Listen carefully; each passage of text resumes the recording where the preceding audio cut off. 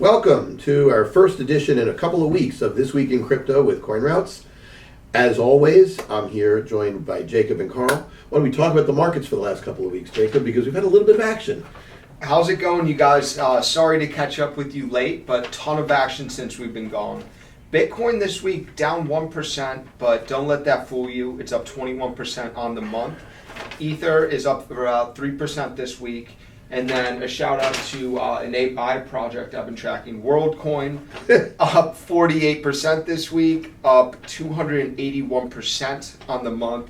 This is associated with the OpenAI suite. We'll touch on that later in the show, but AI is going crazy right now. Look, if you put AI and crypto, two of the biggest bubbles, you get a super bubble. And that's what we're talking about with things like WorldCoin. We're seeing just outlandish numbers. As the man would say, he ain't getting my eyeball in that coin.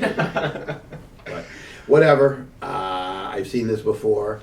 I'm not nearly as bearish on NVIDIA and its prospects as I am on projects that don't make sense to me. But, you know, hey, I learned a long time ago, you start shorting that crap and you get carried out in a body bag. So I'm not telling anyone to do it, but be very careful to make sure that the narrative is sustainable. Yep. That's all I'd say. And so we got gold next, up about 0.5% on the week. Oil's basically flat this week. We've seen a lot of volatility. We've seen some push by the Iranian-backed aligned Houthis. There's been ramping up attacks, but that has been positive price action for oil has been muffled by the U.S. increasing its crude oil inventories. Nasdaq about 2% up on the week. Dollar around minus 30 bips. And then the 10-year bond, something definitely important to mention, it is up to 4.325% from 3.9% just a couple of weeks ago. Right. So absolutely insane. And people need to remember, and there was also a 20-year auction. You say, 20-year? I didn't know we did 20-year bonds. Well, yeah, they tried. It was pretty bad. You can look at my friend James Lavish's site, The Informationist. He goes into it in detail. But the reality is when the government is having problems funding these massive fiscal deficits, the Federal Reserve is going to be pushed to do something. It's the intelligentsia all says, oh, the Federal Reserve will only cut when the stock market falls. Well, guess what? If the government needs help in borrowing money, the Federal Reserve may be forced to act. And that is no bueno, as it were, for inflation, but it's really good for Bitcoin. And I think there are a lot of people who are looking at that. So the federal government's in trouble. Tech stocks are ripping through the roof. The S&P, the NASDAQ, all reaching all-time highs every single day. What kind of environment is this? Have you seen it before? Yes, it's called being denominated in dollars and printing more of it.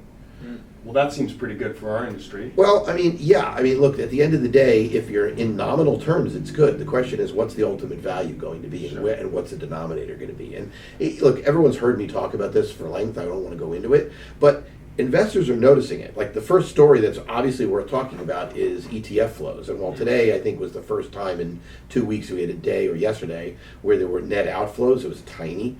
There are stories out there. Like one analyst is talking about 150 billion in inflows over the course of the next year and a half, compared to 5 weeks ago, people were saying the optimistic cases were 50 billion. Well, that's a big difference. There just isn't that much Bitcoin to go around.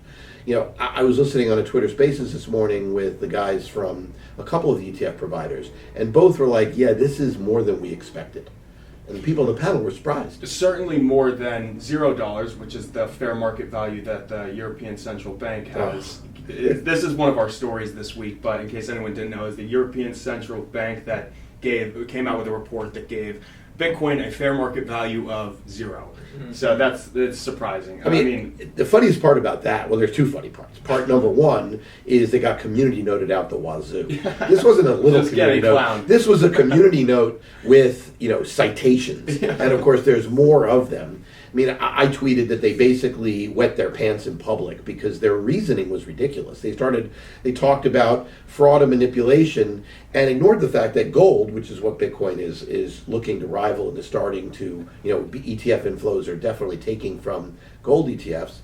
that gold had billions of dollars in fines for manipulation, billions of dollars in cases of lead inside gold bars held in vaults. People spend hundreds of millions of dollars over the years to have men with guns in big vaults to protect gold. We don't need to do that with Bitcoin. And these guys like write this stuff that could have been written by a kindergartner. I mean, I saw one of the other funny tweets, a friend of mine, he wrote, if any of my students passed this off as a report in college, they'd have failed. In fact, back if he had ever taught high school, he said, I'd fail them there too. Maybe in 6th or 7th grade, we'd give them a C for effort and then correct their sources. Right. But it was really that bad. That's hilarious. I know, just to point out while we're talking about ETFs, Coinbase has filed some report to the SEC regarding the Ethereum ETF and specifically supporting BlackRock's, application, and so that's an interesting thing that just happened this week. They outlined 5 beautiful points. It was Coinbase's lawyer that did it. Yeah, they're good. Beautiful reports about how staking in Coinbase's custody wallet is going to provide dividends for people buying the ETF and that sort of thing. So progress there, and it's exciting for everyone in the space. Well, I know we've been talking about it, forever, ever since the pre-build-up to the ETF. Yeah. Dave, you said it's nowhere near close to being done. No, what I said is that staking is going to be the frontier. No, about the ETF inflows. Not even remotely close. If you were to throw a percentage or a rough timeline on it, when do you really think we see kind of terminal velocity for these inflows? I think that it takes 3 to 6 months to convince the larger asset allocation decision makers to allow it. You have to understand, 10 of the larger financial institutions won't allow any Bitcoin inflows or trading. Lots of them, the ones that are allowing it, are only unsolicited. There's no solicitation, there's no marketing, it's not been added to any of the major asset allocation models. That they're not allowed to do a lot of advertising or solicitation. So that's on this. what I heard some guy from Grayscale talking about. It's $17 billion in separately managed accounts out there that are just totally sidelined. Yeah, until, there's a lot. Fidelity 70, added, I think it was. 70 trillion. But Billion, Fidelity, yeah, right. So Fidelity added the little 1%, That's right. contribution out of your portfolio, and hopefully more will start to do that as well. Yeah, look, the fact is, and I've been having an argument with a guy named Jim Bianco who does research, and he says, oh, it's going to be too bad, it's going to take such a high percentage, he starts talking about all this stuff. And it's like, look, let's be honest. What is Bitcoin's narrative? So just go to first principles. So we've talked about it before. What is it? Well, the argument for Bitcoin to be worth $500,000, $600,000 is at that price, it is effectively digital gold. And what does that require? What does that require? It requires acceptance. It requires more people believing it and putting their money where their mouth is. So with these ETFs, and when we get the dust settled, when basically everyone has capitulated and allows access to it, now all of a sudden you have the ability for most of the investable assets in the world to have a piece of Bitcoin. They don't need a lot, but they need a piece. And that acceptance is what is the tipping point for it to make that next big, asymmetric upside move, which is essentially look at any of the previous cycles. And basically we're talking about a 10x move. There have been multiple cycles in Bitcoin over the last 14 years where a 10x move in a few months is really not that hard to understand. It's an acceptance thing. Now, will it happen? I doubt it. It seems extreme to me, right? But just because it's becoming more financial, more professional, it'll probably be much slower. So it's not just getting your average IR or RIA to invest in it, but your mom and dad and everyone else who has money. Yeah, everyone says, it's like, I don't really like gold because I don't know what I'm buying. I don't want to have a safe deposit box. I don't want to trust it in their safe deposit box because I don't know if it's real. There's lots of people who worry about it. With Bitcoin, it becomes, okay, this belongs in my portfolio, at least at a small percentage. And when that happens, you start getting towards acceptance. Now, Bitcoin has a chance to go beyond that, as we've seen with El Salvador, and we'll see what happens in Argentina. That's going to be an interesting story because he's doing well, but he delayed dollarization because of the difficulties. But if he gets to the point where Bitcoin could be legal tender, he's certainly not against it, that could be a big deal. But it's a narrative, it's a story. And why is NVIDIA worth $2 trillion? More than Canada's economy as a whole. NVIDIA is not worth $2 trillion because people say, I randomly think this company should be trading at a PE of 90. Yeah. It's because we're going to look at the most optimistic free cash flow, earnings flow we could dream up in the next 3 to 5 years and say its forward multiple is 34, and we're happy with that. Why? But AI is going to take over the world. It's a narrative. It's a story. Mm-hmm. You know two things about stories. You don't short them until they end, bad thing happened, and don't underestimate the power of a good story. And my point about Bitcoin is these ETFs are actually part of the story. Right? So that's kind of the deal. So and question it's fun. for you is that you have obviously lived through what was the internet bubble. We're seeing something similar. I mean, it's very reminiscent of that with Yes. what's going on in AI. People have drawn parallels to the crypto market, of course. What's different? What's the same? You've lived through them both. What are you seeing? Yeah, I think that there are far, far fewer AI startups trading OTC, which is captivating the trading desk. You have to understand, back then, the trading desks on Wall Street, myself included, we bought and sold stuff on our personal accounts. Things like my favorite one was Net Taxi, which I think I talked about this once before. I never heard of it. Swan Valley Snowmobiles in 1997 changed their name to Net Taxi. They claimed to set up an internet community. They had some janky piece of hardware they said is going to be a payment processing thing. It looks sort of like the Clover app now that's in every place else. But the fact is it zoomed to a market cap in the hundreds of millions of dollars with $100,000 in revenues.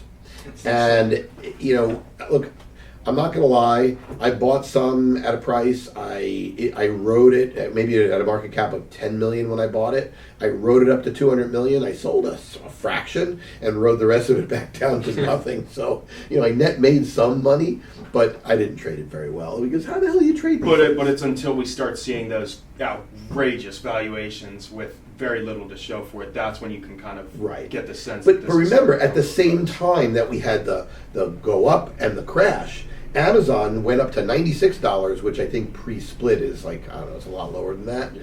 And then came down to $10, and eventually, well, you know what it's worth now. Yeah. So, there was a ton of value created at that time that was hard to see because of all the completely crazy speculative excess.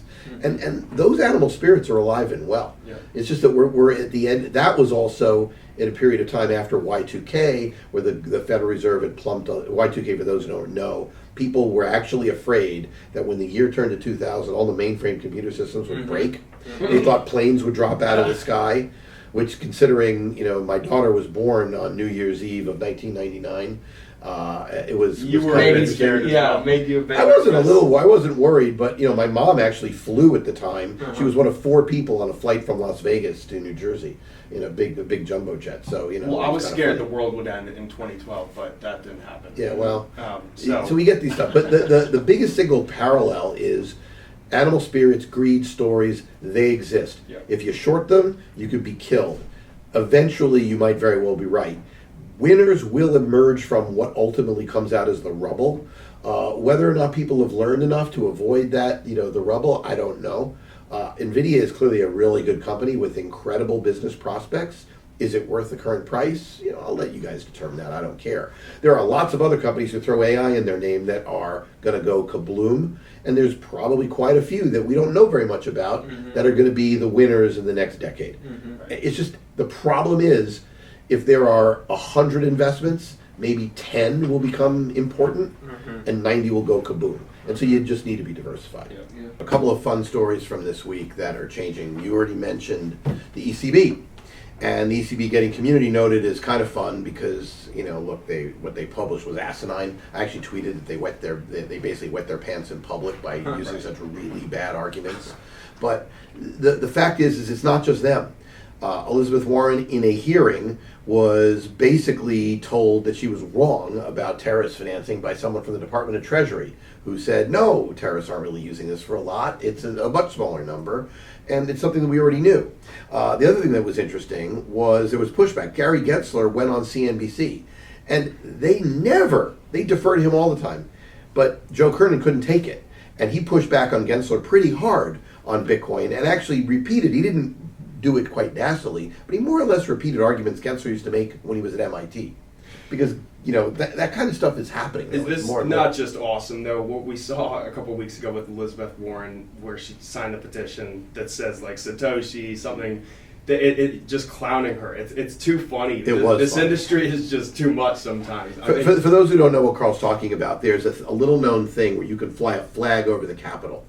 And it's sort of like, you buy a tree in somebody's honor or name a star. Yeah. And, whatever. The particular flag that Elizabeth Warren signed off on flying was thanking Satoshi Nakamoto for building the world's most inclusive financial system. And for anyone who doesn't know why that's really funny is Elizabeth Warren is like the antagonist of the crypto industry in general. I mean, she is the supervillain that we reference her all the time, but she's just for her to get clowned like that just brings tears of joy. I mean, it's funny. I mean, she's not been very successful in getting legislation passed, which is a good thing.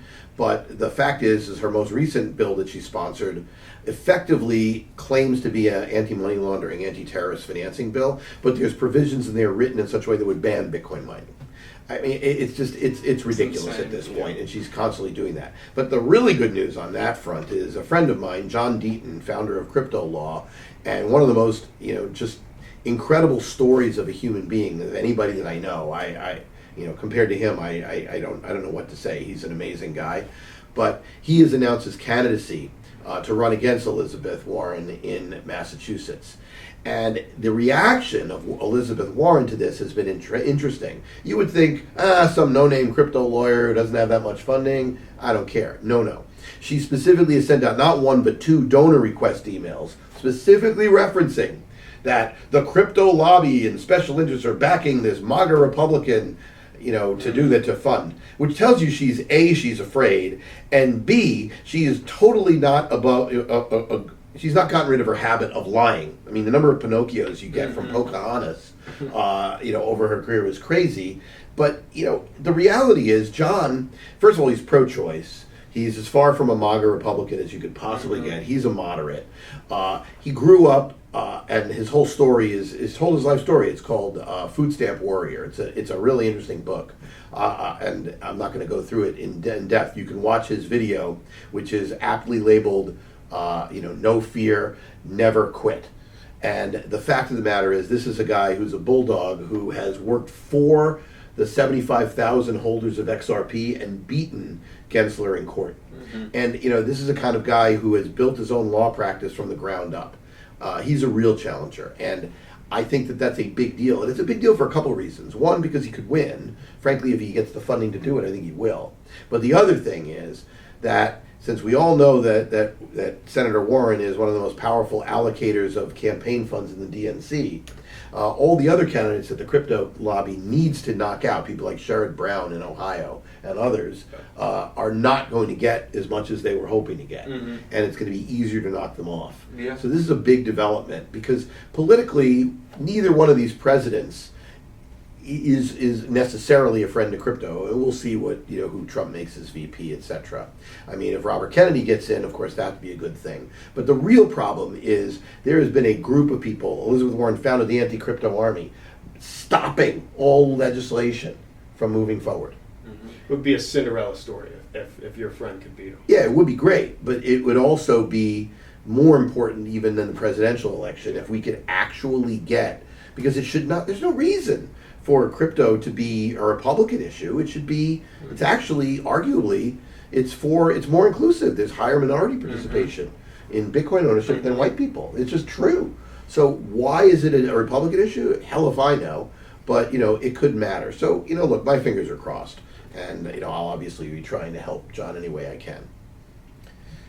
So, let's do it. Let's talk about predictions. Well, so we were filming a podcast earlier and cut for technical issues. Carl put me on blast on it, so I'm here to redeem myself. I didn't do. Let's just talk about what your predictions were last time we were here. You called for new lows, and the inverse Jacob-Tober index is up 40 higher than Bitcoin. Yeah, let's just say that. I read the timing of the market. Explain yourself. Yeah, no, I mean, this is your opportunity. Absolutely. So I don't exactly think I'm wrong. Whoa. I might have been early. I certainly might have been early. I do not think I'm wrong just yet. Right? I think we just. Look, Bitcoin at 50K has proven to be a massive point of resistance. I think we just tapped a very important level of liquidity. and I think the market needs to cool off. I think partly out of personal reasons, but I think some of these coins need to come back down. I don't think WorldCoin stays up at these price levels, trading near $8 after it was listed at $2 earlier in the week, right? Like, with all this mania, we've seen the pump, and there's going to be a retracement of some kind. So I wouldn't be surprised if we see some washout to the downside. There's a lot of things going on. I don't think it's as simple as saying up or down, right? We've seen a lot. We've seen the first net outflow day. We've seen over $150 billion go into the ETF. Dave, you brought up a good point last week. They haven't, though. We've seen over $5 billion go into the ETF. Excuse me. Right. It will be. It will be. It will be. That's what I meant. There's only more to grow there. Dave, you brought up a point last week, which is this rally has been spot-led specifically, and as opposed to our previous rallies in 21-22, which have been primarily perpetual dominated rallies. So I mean that's just bull case. We've got the S&P and tech stocks just shooting through the roof. Close your eyes and shoot a dart. These coins are going up. I mean, geez, until the music stops, why are you trying to be that guy? That's just my take. I have not been disabused by my original theory that I said a few weeks ago. I still think is true, but I want to make a couple distinctions. So that theory is that there's room to run for the speculative altcoin season here through till, I think, next month. I think that there is going to be some capital gains taxes getting paid, and that generally starts around mid-March, and I think that could put a brake on NASDAQ, and that could put a brake on a lot of what's going on in crypto, but we'll see. Until then, I don't really see a whole lot restraining this, what is clearly irrational exuberance, but there is something very different going on. Historically, when Bitcoin pauses and alts go crazy, it's a multi-week process where Bitcoin does nothing because the animal spirits and the leverage has all gone away from, dull, boring Bitcoin towards exciting, XYZ coin, whether it's a dog, whether it has a hat or doesn't have a hat, whether it's someone trying to imprint your eyeball, it doesn't matter. That stuff tends to go crazy, and it tends to go crazy by speculators pouring in and liquidations happening by those who short it, and the shorts capitulate and zoom. And so you see that. But Bitcoin hasn't done what you would expect it to. You would have expected the 52,000 resistance to be really strong and it to fall back toward the bottom end of that range. More like a tap rather than more a like consolidation. 48. Yeah. Instead, it's holding firm between 51 and 52. Yeah. It's been crazy. And the reason is because new money keeps coming into Bitcoin. And so, the old boring Bitcoin from the speculator's perspective is boring until we get to a next round of price discovery. Now, I don't know when that will be. I don't. Historically, you would think we'd have another 3 weeks plus of Bitcoin sideways. I honestly wouldn't want to try to be too cute. If I had money that I wanted to be in Bitcoin, I would be in Bitcoin. Sure. If, on the other hand, I could afford to time it, you could wait for the breakout to be confirmed and play the momentum. But either way, it's spot led, and that's what matters. Yeah. What's the best way? I mean, just as we enter what many people are calling like a bull market, what is the best way as a retail investor, as a prop firm? What's the best way to maximize returns here without risking too much? Is it dialing down the leverage and then kind of just blindly? I think that in this environment, when valuations are crazy, your trader gut says short it, but your brain says, holy crap, that'll kill me.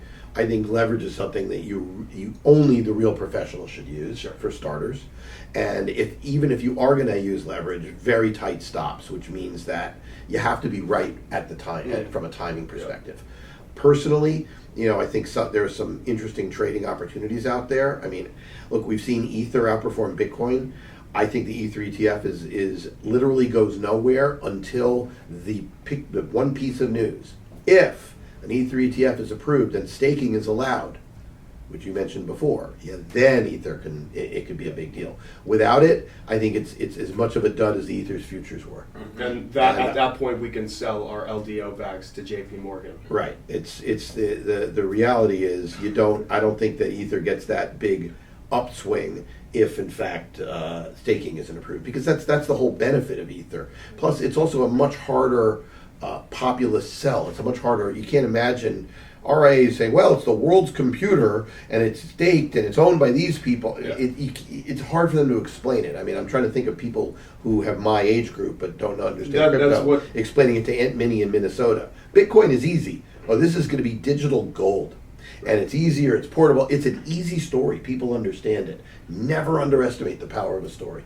Right, and I think that what Coinbase has done with their recent report that says basically all of the same things that's true about Bitcoin not being a security and more of a commodity. That's what Coinbase and BlackRock are looking for when they're filing their ETF. Absolutely. And look, God willing, there will be a Senate and a House come next January that will go back to do their jobs. You know, we've talked about the past. It looks like stablecoin rules may actually happen because the Federal Reserve knows that there's over $100 billion in treasuries held by stablecoins. They need people to be buying treasuries. Yep. And so they can't afford to screw that market up. And that kind of, that kind of money talks, bullshit walks matters. As far as crypto goes, I mean, when people say, oh, well, that's the Wild West, to the extent that it's the Wild West, and I'm not sure that that's really true in every aspect of it, but to the extent that it is, it's because there's no regulations, because there is no way to, quote, come in and register. And we've talked about that ad nauseum. It really matters. And we're seeing much more interest from real players now. And so, who knows? Well, we'll see. In a couple of weeks, we'll see how this stuff goes. But I think February could be interesting, and March, for a different reason, could be interesting. I guess we'll get to watch it live. Yeah. Indeed, we will. We'll be there with you every step of the way as well. Appreciate you guys as always for tuning in. Like, comment, subscribe, and we'll catch you guys next week.